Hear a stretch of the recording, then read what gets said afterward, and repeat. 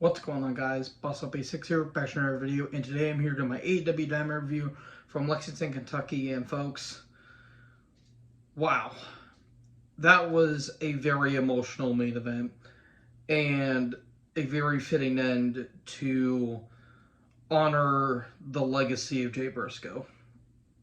I'll get to that here a little bit, but first I want to talk about two quick things.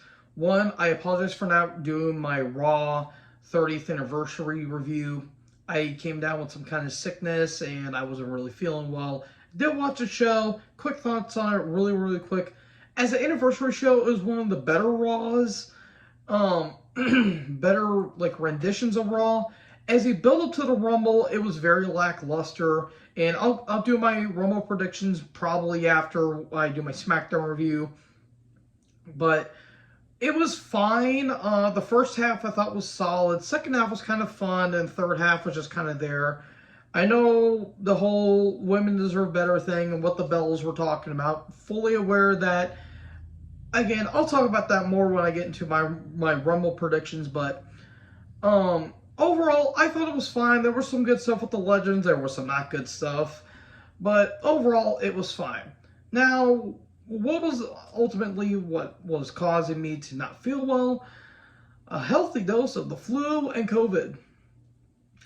Yeah, I feel fine. I'm feeling better. It's just that my throat and I'm starting to have a little bit of chest pains. But besides that, I'm actually doing all right. And thank you guys, everyone, for sending that positive energy, positive vibe, positive thoughts, and, you know, giving me love and support for helping me get through this. So you guys deserve a lot of praise yourselves. So without further ado, let's get right into this AEW Dynamite review, which honestly was a pretty solid show with a beautiful ending. So we start off with the Chris Jericho Appreciation Society, the Jasshole Club, Jericho and Sammy with Garcia versus X and Andrade and Starks. Well, at least Starks and Andrade got featured well. Sammy is a tool. Garcia, I like. He is unfortunately stuck by Jericho, who's leeching off all the talent, all the young talent. He can. He's basically stealing the spotlight from the young talent. It was fine, I guess. I just don't care about the Jasshole Society. Sammy does do a cutter while Ricky was walking the ropes at one point. That was kind of fun. That was kind of cool, I will admit. Sammy, when he's not trying to land on his freaking head, then he's not bad, but besides that, he's an unlikable douche. There was a run shamble on the floor, but a bad shot from Garcia. GTH, Sammy and Jericho win. So, thanks for coming, Andrade, and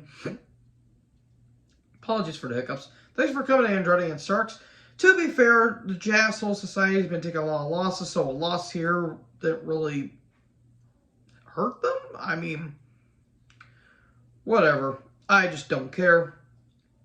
Then we get a Jay Briscoe tribute video package. This was really well done. I cannot stress on how fantastic this was. And I do want to throw a little shade at Warner Brothers Discovery real quick. You tried to cancel the Jay Briscoe tribute show because of a tweet that he sent out over a decade ago. Yes, it was homophobic. Yes, it was inoffensive. And yes, it was not the right thing to say. Here's the thing. He has said numerous times that he's apologized. He's changed his ways. He cleaned up his life. And he has supported the LGBTQ community. Not as a PR move, because he's a genuine good person. You can change and not be an asshole. Ask Hulk Hogan. Or ask Ultimate Warrior. Which, Ultimate Warrior's dead. Good. He's an asshole. He deserves it. Man, that was rude, but I don't care, because people like that deserve to rot for all I care. And if you don't believe me, look at what Ultimate Warrior says about Davey Boy Smith, Martin Luther King Jr., and the victims of Hurricane Katrina. I had to get that all on my system. But point being, Warner Brothers trying to screw over Jay Briscoe's tribute show. Tony Khan and one of the very few acts of brilliance decided to do the ultimate middle finger and say, no, we're going to let Mark Briscoe, Jay's brother, main event our show, and if you don't like it, you can go suck eggs for all we care. So, Tony Khan, as much as I love to dig you and basically take every shot at you that I possibly can, you did a good thing here for once. Probably upset the Jacksonville Jaguars got eliminated in the AFC Championship, or not the AFC Championship, the wild card, or not the wild card, Jesus Christ, the divisional round against the Chiefs, but I digress. But yeah, Jay Briscoe video package, very well done. I am glad that his wife and 2 daughters were there. When the younger daughters were talking, I did get a little choked up because that's so sad. That is really sad. That is very sad. Anyways, Buddy Matthews with Julia Hart took on Darby with Sting for the TNT title.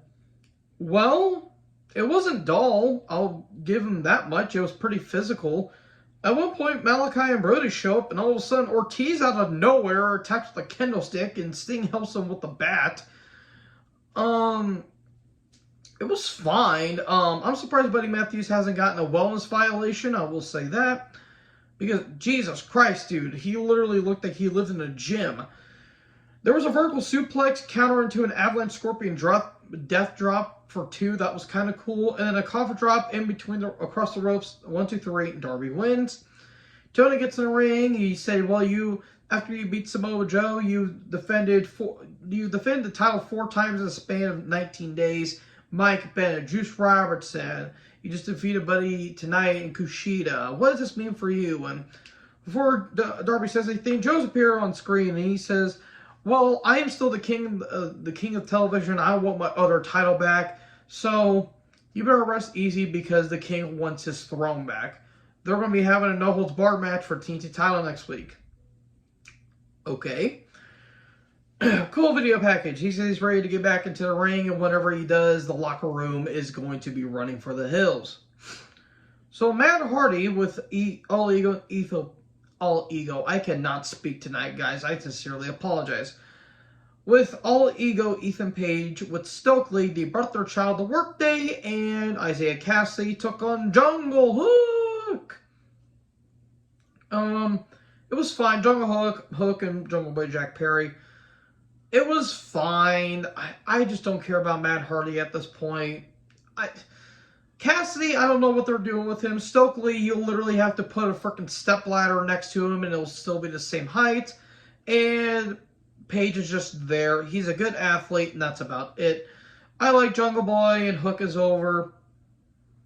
There was some miscommunication and a snare trap, and there we go. Jungle Hook wins. Cool. So then we get the Guns and the Acclaimed Family Therapy. Well, I will give them this. It wasn't as over the top as I thought it was going to be. It was straight to the point, and they want to know why. They need to settle their differences. And the Guns were saying, well, Dad, when you were raising us, you were on the road, 365 a year, and you never got a chance to be with us. And every time you do, you were doing it with the Acclaimed and all that stuff. And he's like, well, if you guys would act mature and all that stuff, and you decide not to attack me from behind, then maybe I wouldn't have adopted the Acclaimed. And, Bowen says that's a bunch of crap. And basically what it is, well, what do you want? And the Gun says, we want the tag titles. There you go. It's literally straightforward to the point. It was literally a minute segment that I somehow analyzed it in 2. So, we get Hangman and Renee backstage, and Hangman's really starting to be passive-aggressive with Renee. And he says, well, the last time we will want to face Moxley anywhere is in Ohio, and well, I'm going to do the impossible, I'm going to knock out Moxley in Ohio. Then Yuta shows up, and he's like, well, if you want to do that, how about you test your aggressiveness and face me on Dynamite, or face me on Rampage this Friday. Sold. The Bryan Danielson took on Brian Cage. Battle of the Bryans. Brian Cage is, of course, for Prince. Na na na na na na. Na na na na na na. Hey. I have to do that every time because that's fun. This is by far Brian Cage's best match in AEW, and that's not saying a lot. Cage is a good athlete for a guy his size, but seriously, folks, he looks like the frickin' Titans off of the Batman Arkham Asylum movie, or Arkham Asylum video game. You cannot tell me he looks like Titan Bane. Like the whole game where it's around this Titan Venom, or whatever the hell it was. That great game, don't get me wrong, but seriously, folks, he looks like a real-life version of one of the Titan mutants.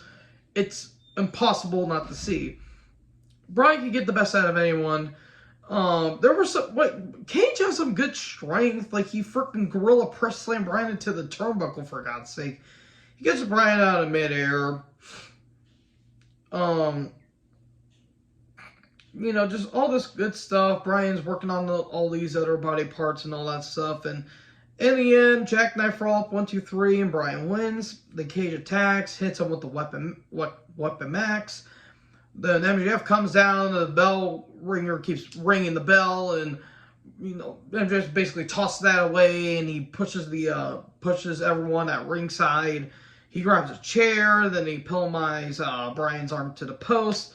They go for another Pillmanize, and then Takeshita comes down and takes out Brian Cage, and there you go. Okay, not a moment too late there, Takeshita. So, okay, having continuity here. That's good. So, we get a recap of Bryan and Danielson. Danielson and Cage. Bryan's in a training room, and he's like, am I clear to wrestle, yes or no? And Doc's like, well, I don't know. He says, well, I'm going to still keep wrestling no matter what. And he says, well, MJF, you told me that you were going to expose the monster behind the mask. Well, I'm going to expose you for the fraud that you are. I'm going to take the AEW title, and I will declare myself as AEW World Champion. So, there we go. Good stuff. This was some really good stuff by Bryan. Then we get Tony Storm versus whoa, whoa, whoa, whoa, whoa, whoa. Ruby, Ruby, Ruby, Ruby, Soho. It was originally supposed to be a three-way between Ruby, Baker, and Soho. A three-way. Oh, my. But unfortunately, Baker suffered some kind of injury, so it's just a regular match here. Why is Tony so tanned is what I put down. It wasn't bad. It was quite a fun match. I don't understand why they turned Tony heel for some reason. I don't know why. I don't know what they're doing with the women's division. But during the end of the match, Baker shows up and she distracts Tony, and Tony gets hit with the Destination Unknown, and Ruby wins. So is Baker a face? Who's the heel in this? Are they turning Baker face, which I don't have a problem with. I just think Baker's more natural as a heel, but I can see what they're going to try and do here. It just, I don't know, like the women's division is a complete mess with the AEW. Like, that's like the biggest thing they need to change is their women's division. So, yeah, this was kind of clunky, but the match itself wasn't bad. It's just I just don't know what they're doing with the women's division. So MJF is backstage, and he basically tells Takeshita to get out of his business or else there are going to be consequences. And Bryan says, well, Bryan, you look like you have injured wing there, and, you know, everyone's giving you all this love and support. Well, all that love and support is going to come crashing down when I beat you in a one-man Iron Man match. Or in a 1 hour Iron Man match, if you will. And he says, well, you're a first ballot Hall of Famer. You have an endearing life and kids and all this stuff. And, well, you wanting to keep wrestle is only going to damage your career further if you keep continuing to wrestle, even if you're injured. And I'm going to take advantage of that. And your next challenger has well, not really a fetish, but is kind of turned on by like twisting body parts and all that stuff. It's Timothy Thatcher.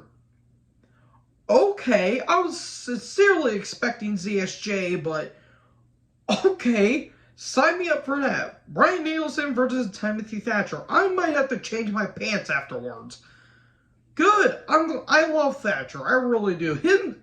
I've seen a little bit of his stuff in Pro Wrestling Noah. Sweet Christ almighty, he is thriving in there. I think he's one of the world champions, I think. If not, then I think he was a former world champion, I think. Which, that's bizarre, but good. More Timothy Thatcher on my television? I'll take that, please.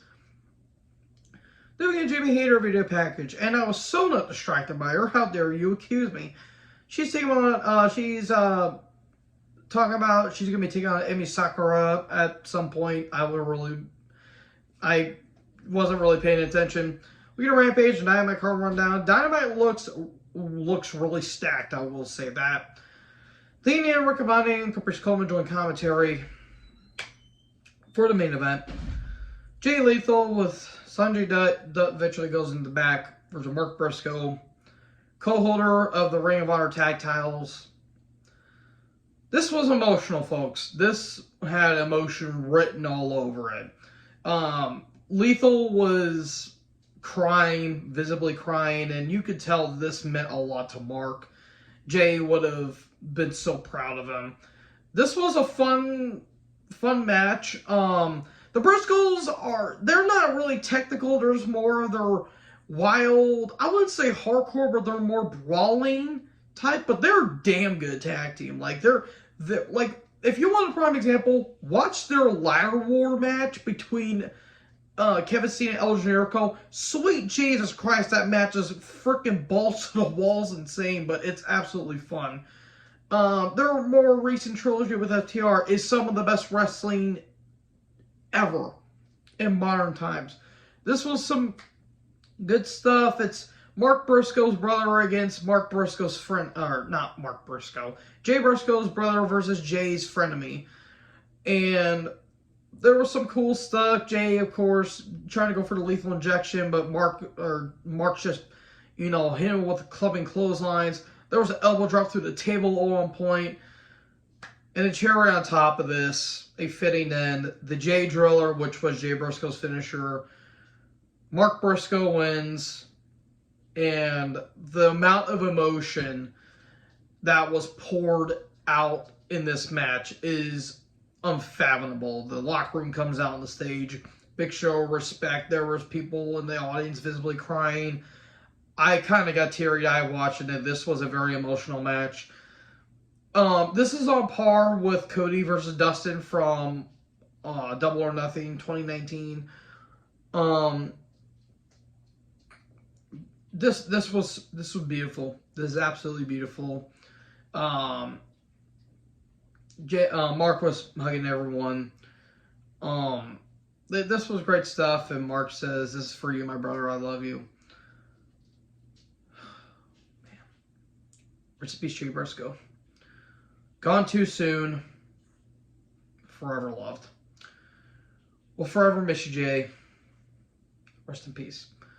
Anyways, folks, that is my review from AEW Dynamite. What did you guys think about the show? Let me know in the comment section below. Make sure you guys like, comment, subscribe, tap the logo for more notifications. Join the herd. I'll talk to you guys next video. Again, rest in peace, Jay Briscoe. Peace out.